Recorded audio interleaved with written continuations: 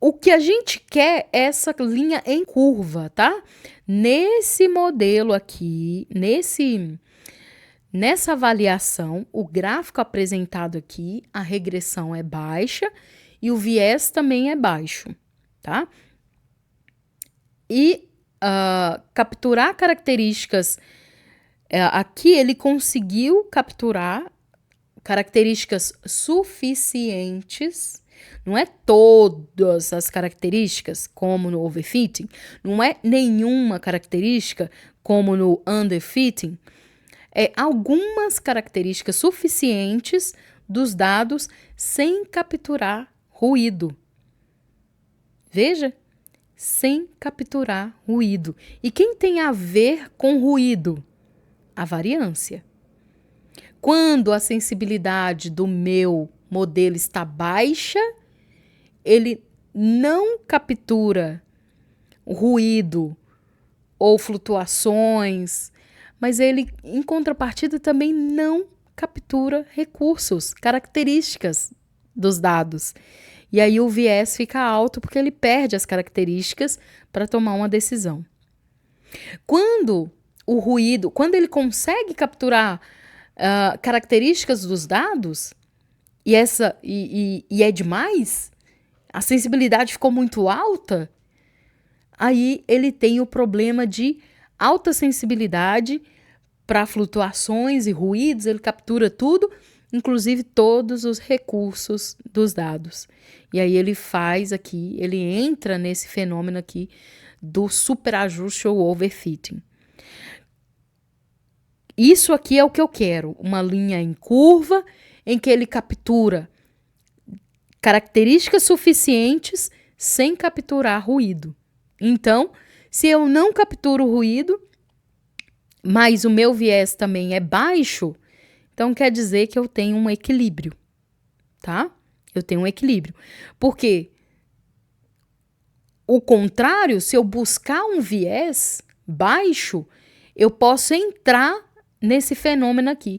Eu busco tanto um viés baixo para não perder as características dos dados que eu começo a aumentar a variância, aumentar a sensibilidade do modelo a capturar todas as características, muitas características, que ele começa a pegar ali flutuações e ruídos que eu não quero.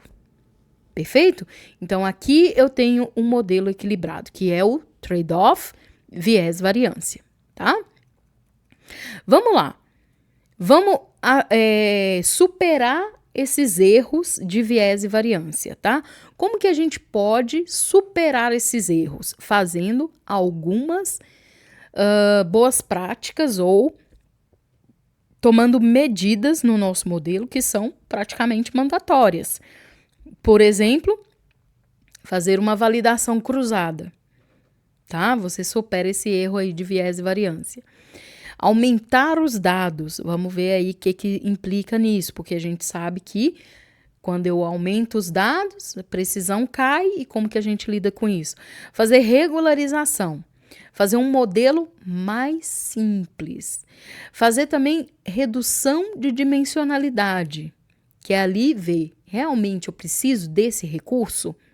Vamos fazer a análise de componentes principais, perfeito? E parar de treinar cedo, tá? Pare de treinar cedo. Pare de treinar um modelo antes que ele memorize todos os dados, entendeu? Então, pare de treinar cedo. E não, pare de treinar prematuramente, por exemplo. Não é essa a interpretação, tá? A interpretação é pare de treinar o mais logo possível. Se o seu modelo não está melhorando a performance dele com X quantidade de treinamento, não tem por que você continuar treinando. Porque senão ele vai memorizar os dados. Vamos ver cada um deles aqui. Validação cruzada é uma técnica que avalia modelos de machine learning, treinando vários modelos de machine learning em subconjuntos de dados de entrada disponíveis e avaliando-os no subconjunto complementar dos dados, tá? Quando que a validação cruzada é recomendada? Quando eu quero detectar se os meus dados, se o meu modelo está super ajustado aos dados, tá? Será que ele está acertando dessa forma porque ele apresenta um bom desempenho na generalização ou ele apenas memorizou os dados de treinamento? Quando é recomendado? Quando eu quero detectar esse superajuste ou descartar a hipótese que o meu modelo está superajustado com validação cruzada. Eu treino vários modelos em subconjuntos de dados, tá? E avalio eles num subconjunto complementar dos dados, tá bom? Aumentar dados. Vou colocar mais amostras de dados para aumentar o escopo de aprendizado do modelo, lembrando que aumentou os dados, faça o retreinamento, tá? Regularização. Quando que eu vou usar regularização? Regularização é um método que você vai usar para penalizar valores de pesos extremos para ajudar a evitar que modelos lineares sobreajustem exemplos de dados de treinamento. E aqui, sobreajuste é o superajustado, tá? Então, é para que ele não decore, tá?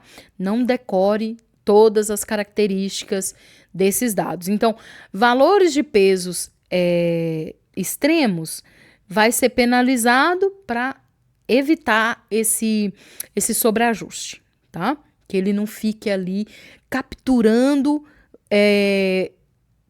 se teve um valor extremo, essa decisão aqui. Não, ele vai penalizar esses valores extremos para que o seu modelo não decore aquele número extremo, entendeu?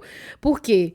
Porque se, por exemplo, num caso de uma decisão de dar um empréstimo e no seu banco de dados tem milhares de linhas de amostras que mostram pessoas com idades de 30, 40 anos, boas pagadoras, não pagadores e por aí vai, de 40 a 50, de 50 a 70. Tem muita pouca amostra para pessoas com 12 a 15 anos e muito poucos exemplos de pessoas com 95 a 120 anos. Quando ele vê esses valores extremos, ele pode memorizar as características desse evento. Então, um bom pagador com 13 anos de idade, se eu não tenho, por exemplo, se eu não tenho várias outras amostras que deem representatividade para os dados de maus pagadores, bons pagadores, de 13 anos, com aquela faixa salarial, que tem uma rentabilidade, que tem a mesma... se ele sobreajustar em cima daquelas características daquele evento com aquele indivíduo de 13 anos, ele toma a mesma decisão. Ou, da mesma forma, com os exemplos de clientes de 100 anos, de 92 anos. Tá? E, por exemplo, autorizar empréstimos para pessoas com 95 anos, por exemplo, e que na realidade não deveria. Mas, como são valores extremos, ele decorou a amostra por conta de uma característica apenas ali, mas considerando todo o resto do ruído. Tá? Que é as outras características, porque ele memorizou, tá? Então, a regularização, ela penaliza esses valores extremos, tá? Nos seus dados, para evitar que esses modelos de regressão sobreajustem, tá? Modelos mais simples.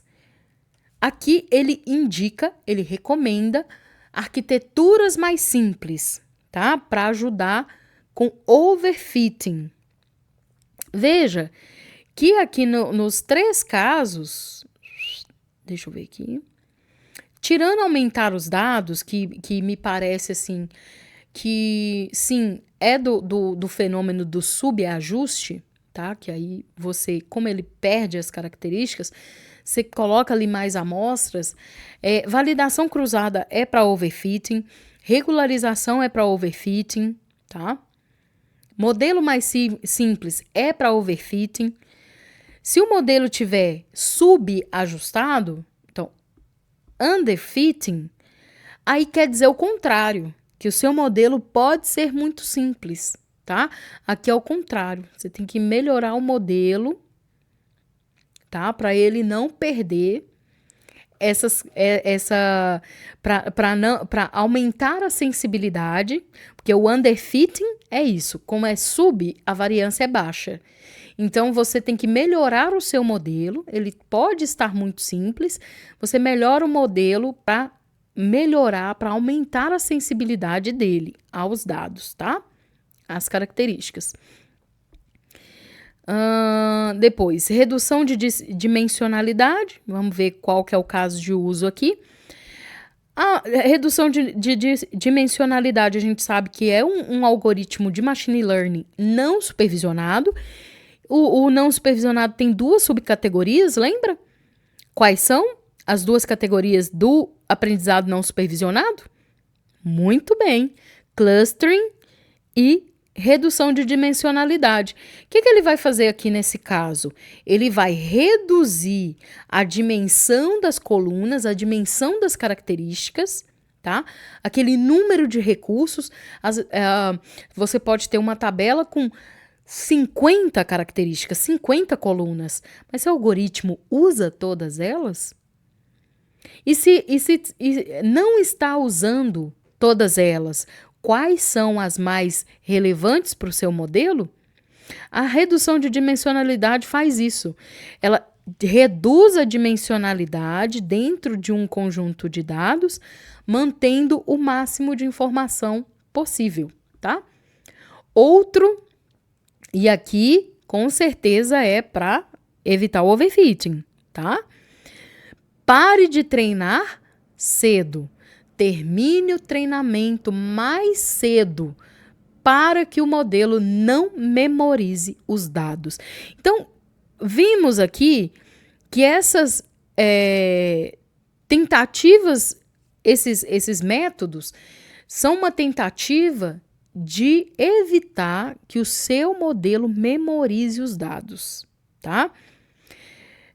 Validação cruzada, aumentar dados, regularização. Aumentar dados é para subajuste, tá? Porque ele está aqui aumentar o escopo de aprendizado do modelo. Pode ser que seja no superajuste também, tá? Regularização, modelo mais simples, tá? No caso de overfitting, redução de dimensionalidade e stop, né? Early learning, que é o aprendizado, parar esse aprendizado precocemente, é para overfitting. Notaram? É para overfitting. Então, vamos ficar com essa informação aí para a nossa certificação, tá? Quais são os desafios da IA generativa? Né? A gente viu os desafios da IA tradicional, agora a IA generativa, tá? A IA generativa, ela tem outros desafios, tá? Que são únicos. Vou falar de novo, únicos. Não confunda os desafios da IA tradicional com os desafios da IA generativa. Vamos retomar. IA tradicional tem o desafio da precisão, onde a gente precisa equilibrar a convergência ali, a gente tem que equilibrar o viés e a variância para ter um modelo equilibrado. Perfeito? Na IA generativa são outros tópicos, outros desafios, tá? O desafio da toxicidade. é quando o seu modelo gera conteúdo, seja texto, imagem ou outras modalidades como geração de código, que são errados, inapropriados, perturbadores, ofensivos. Essa aí é uma preocupação que foi desde a criação da IA generativa. Então, ela é uma preocupação primária. Primeiro de tudo, um grande desafio a ser transposto, né? A ser mitigado, é a toxicidade. E é até difícil de mencionar o quanto você pode ter de toxicidade no seu modelo, tá? Porque isso aí é subjetivo. Isso é subjetivo. O que é um conteúdo tóxico para você e o que é um conteúdo tóxico para outrem? Tá? Isso cria um desafio adicional e impede ou cria uma lacuna nos limites entre restringir um conteúdo tóxico e a censura. Não tem uma lacuna? Porque se é subjetivo para mim o que é um conteúdo tóxico, eu estou abrindo uma lacuna entre censurar esse conteúdo também, tá? Essa lacuna pode ser obscura e dependente do contexto, tá? E também da cultura inserida ou a cultura que está imergida esses leitores ou esses usuários, perfeito? Por exemplo, citações que poderiam ser consideradas ofensivas fora de um contexto deveriam ser suprimidas se forem claramente rotuladas como citação, tipo, não foi eu que disse, mas quem disse foi Donald Trump. E aí, eu fazer essa citação.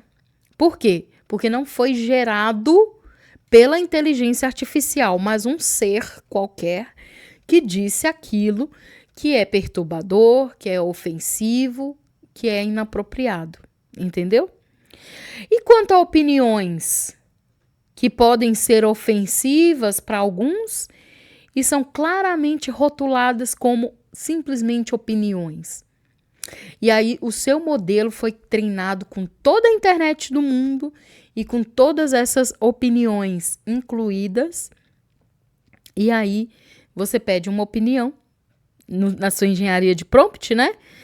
Dê a sua opinião e aí ele vai te dar essa opinião. Bom, pode ser ofensivo para você, mas foi classificado ou foi pedido uma opinião e não dados comprovados de fontes confiáveis, não sei o quê. E aí? Esse conteúdo pode passar por ser só uma opinião?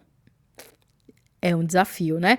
Os desafios técnicos incluem conteúdo ofensivo, que pode ser formulado de forma muito sutil ou indireta, sem o uso daquela linguagem explicitamente ou obviamente incendiária, né? Eu posso criar uma música, como eu disse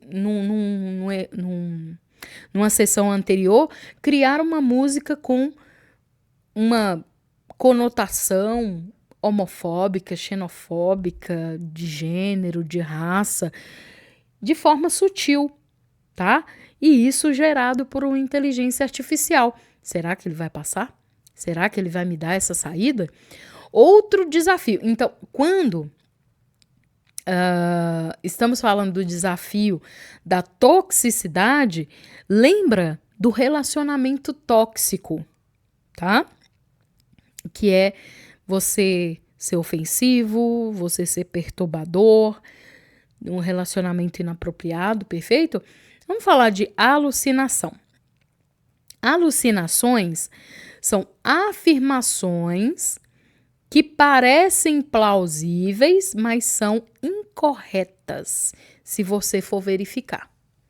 Você pede uma informação sobre uma cidade E ele, nossa, faz aquele textão maravilhoso, mas ou muitas das informações que ele consta são irreais, tá? Considerando a amostragem de distribuição da próxima palavra empregada por LLMs, tá? Porque é isso que ele faz, não tem ninguém por trás raciocinando por ele, ele só faz a previsão da próxima palavra a ser escrita, perfeito? Talvez não seja surpreendente que em casos de uso mais objetivos ou factuais de fatos, esses LLMs alucinem bastante, tá? Um fenômeno comum é citações científicas do nada, que não existem. Então tome cuidado. Não quer dizer que você pede uma pesquisa, crie um texto falando sobre a internet quântica e retorne para mim as citações dos artigos científicos consultados, que ele te trouxe as citações científicas, que elas vão existir. Perfeito?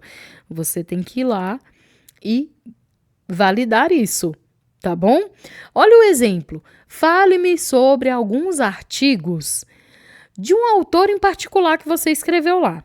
Bom, o modelo não está buscando citações legítimas, tá bom? Mas ele vai gerar citações a partir da distribuição de palavras associadas a esse autor. Então, ele vai pegar uma distribuição de tudo aquilo que ele encontrou daquele autor que você pediu e vai gerar uma citação como se ele estivesse falando aquilo. Mas, na verdade, aquilo que ele gerou, aquela citação, não existe. Perfeito? O resultado pode incluir títulos verdadeiros, tá? Realmente ele escreveu aquele artigo, realmente ele acredita naquilo, aquilo é o tema sobre o que ele fala, tópicos realistas, os temas abordados na área do autor.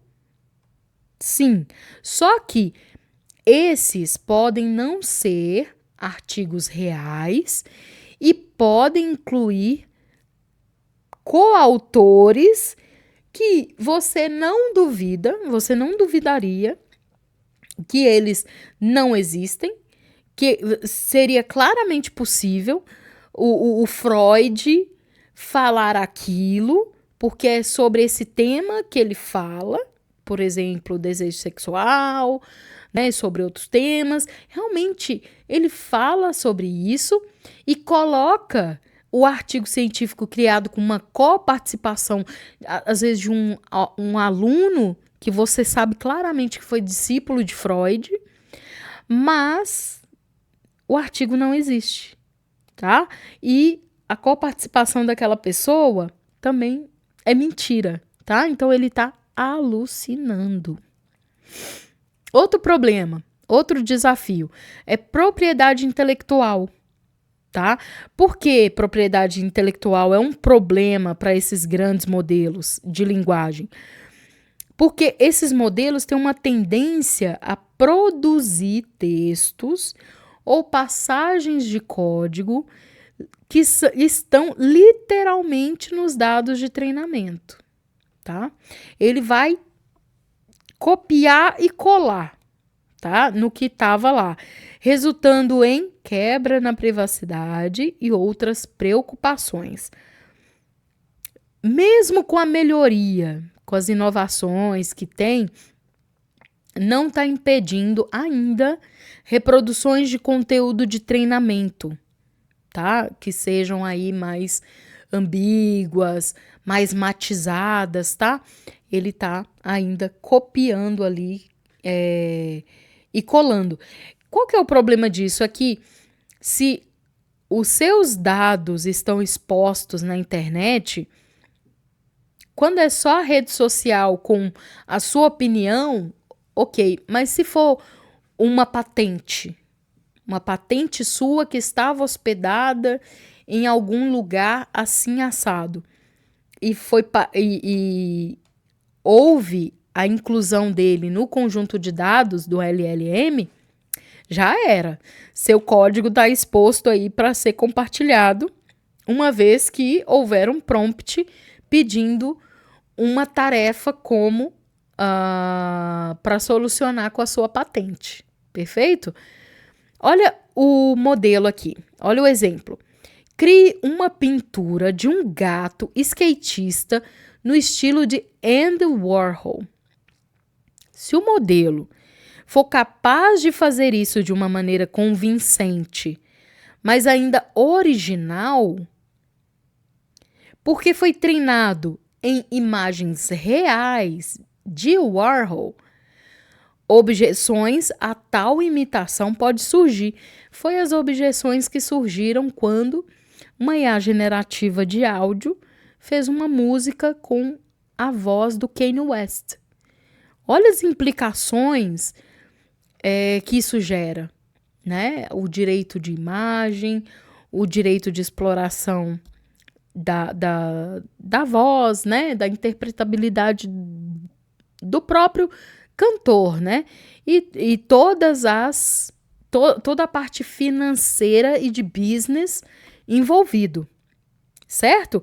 Olha as objeções. Eu posso criar uma inteligência artificial ali de áudio mostrando o presidente de uma grande empresa dando uma declaração assim assado, contrária ao senso comum, gerando ali uma histeria, tá? Você pode criar muitos problemas com isso. Outro é plágio e trapaça. Vamos falar sobre isso? Olha lá. Escrever redações de faculdade, escrever amostras para candidatura, então seu currículo. Outras formas de trapaça ou cópia ilícita, tá? Vem sendo preocupações de quem está usando ou quem está recebendo esses textos ou essas peças geradas por inteligência artificial. Muitas organizações já estão discutindo o tema, como universidades e muitas outras instituições, e há uma divergência muito grande entre elas, tá? Alguns são a favor de proibir explicitamente qualquer uso de IA generativo quando o conteúdo precisa ser classificado ou avaliado, enquanto outros falam assim, não, a gente deve se adaptar e abraçar a nova tecnologia. Mas o desafio de verificar se um determinado pedaço de conteúdo foi criado por uma pessoa ou por uma inteligência artificial é levantado em vários contextos, tá? Então, a gente fica aí observando as próximas cenas, né, desse episódio. O outro desafio é perturbação da natureza do trabalho. O que isso quer dizer, prof? A proficiência com que a IA generativa cria texto, imagem, muito melhor que a gente. Meu Deus do céu. Umas imagens maravilhosas que eu não teria, assim, talvez algum dia, mas em 5 segundos, não. De gerar uma imagem linda, maravilhosa, né, surreal, em 3D, da forma que você pediu, e se não sair da forma que você pediu, em menos de segundos ali, às vezes em milésimos de segundos, você dá um novo prompt para ele gera uma outra imagem para você, customizando da forma que você quer, né? Escrever artigos inteiros sobre tópicos específicos, resumir, melhorar a gramática de artigos que você forneceu. Isso tudo acende e arrepia todos os pelos de uma sociedade envolvida, né, que trabalha em cima dessas habilidades. Há uma preocupação de que algumas profissões possam ser substituídas ou seriamente interrompidas por essa tecnologia. Veja que design gráfico, criação de arte visual, tudo isso está sendo impactado pela IA generativa e a gente precisa pensar a respeito, né? Por mais que seja ainda precoce a gente falar sobre isso, parece que a IA está transformando, tá, muitos aspectos do trabalho. Ela não está substituindo trabalhadores. Ela está transformando aspectos do trabalho. É possível que muitas tarefas, antes, além da automação, possam ser delegadas a máquinas, tá? Um processo de criação, né? De uma grande imagem, ou de, gente, uma revista, né? Uma revista semanal, que tem uma criação de 120 páginas. Todas têm que estar ali com arte visual bacana. Gente, você pega a IA generativa, ela gera para você com uma qualidade de cores e imagem que se fosse profissionais trabalhando ali como antes da era IA generativa, era custoso. E hoje você está ali produzindo quase que on time, né? Essas peças, né, das revistas, o que demandava muito tempo. Às vezes você está ali criando artes, né, para poder prever também a próxima revista, a próxima da próxima, né? Era uma antecipação assim, talvez de meses de antecedência. Perfeito? Vamos falar sobre as principais dimensões da IA responsável. Bom, dimensões centrais, tá, da IA responsável. As principais dimensões da IA responsável, que aqui a gente também pode entender como princípios da IA responsável. A Esri, né, fala sobre princípios e aqui fala sobre dimensões, tá? Mas é tudo a mesma coisa. Vamos lá. As principais dimensões são justiça, a explicabilidade, privacidade e segurança. Esse aqui é o security, tá? Essa segurança aqui. Robustez, governança, transparência, segurança e controlabilidade. Segurança e controlabilidade, veja que tem um caráter mais preventivo, tá? Então, aqui tá na percepção do significado de segurança da palavrinha security, tá? Nenhuma dimensão é uma meta independente. Então, se você cumpre ali os princípios de IA responsável da governança, não quer dizer que você tenha que soltar a mão das outras dimensões. Não é isso.